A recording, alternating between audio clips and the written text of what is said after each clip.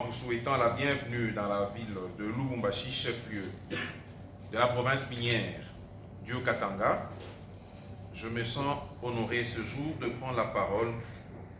au nom de son Excellence, Monsieur le gouverneur en mission,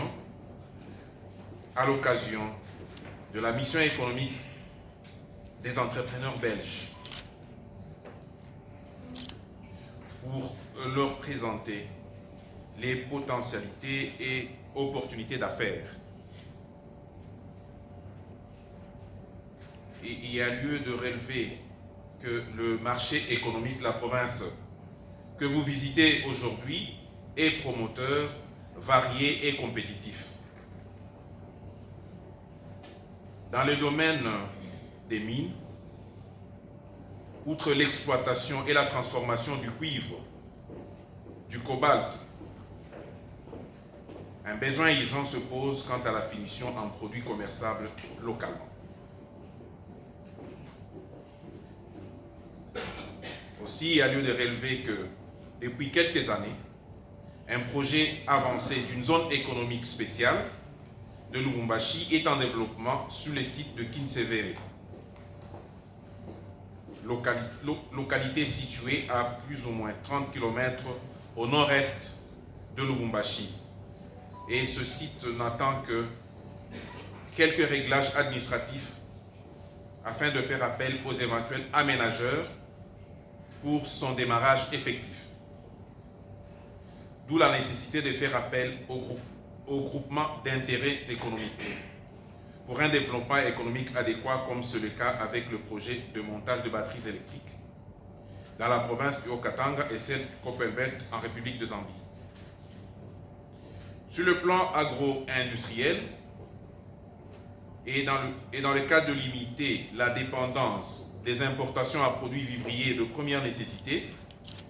la province du Haut-Katanga a initié le système de subvention de fermiers en intrants agricoles, spécialement pour le maïs, qui est transformé localement par les minoteries du secteur privé. Ce projet compte s'étendre également à d'autres produits agricoles de première nécessité comme le riz, le blé, la pomme de terre.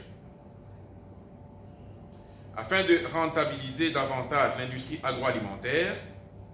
il y a lieu de noter que la production locale à moyen et à long terme des intrants agricoles s'avère plus que nécessaire.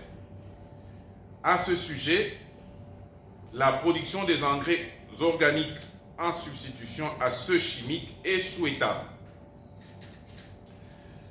Parce qu'une industrie sérieuse ne peut se développer sans énergies électriques, le Haut-Katanga, qui compte 2 barrages hydroélectriques à Koni et à Mwadingusha pour 32 MW sur la rivière Lufira, connaît d'énormes difficultés pour approvisionner tant les entreprises minières que les ménages. Pour parer à cette insuffisance énergétique, une centrale photovoltaïque est en pleine construction à Kipai, dans le territoire de Mitwaba, pour une capacité de 48 MW. L'installation d'autres centrales photovoltaïques par des privés est souhaitable, car le gouvernement central, par l'entremise de l'Agence nationale de l'électricité et des services énergétiques en milieu rural et périurbain, en serre en sigle, encourage les provinces à produire davantage d'énergies électriques en vue de faire face à la crise énergétique due à la rareté de pluie. Dans le domaine de la santé, la rénovation, la construction et l'équipement des hôpitaux et autres centres de santé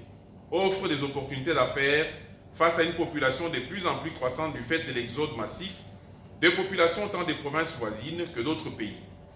depuis le boom minier des années 2007 et 2009. Par effet d'entraînement, un besoin urgent en école des métiers et autres universités pour la formation d'une élite professionnelle et de direction est indispensable. Pour lier l'utile à l'agréable, la province du Haut-Katanga, n'étant pas que minière ou agricole, comme dit si haut,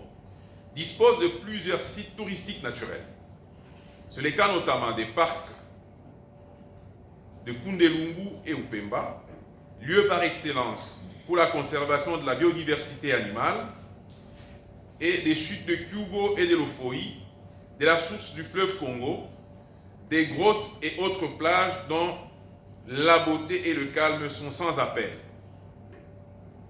Excellences, Madame et Messieurs les ministres, Madame le consul général du Royaume de Belgique, Monsieur le Président de la FEC, Mesdames et Messieurs à vos titres et qualités respectifs, sans trop abuser de votre temps, je voudrais, avant de clore mon propos, solliciter l'attention et l'implication des hommes d'affaires belges, ici présents, dénoter que cette province est porteuse de croissance et offre plusieurs opportunités d'investissement pour un doing business win-win, basé sur des valeurs morales et intellectuelles certaines pour un développement émergent. Je vous remercie.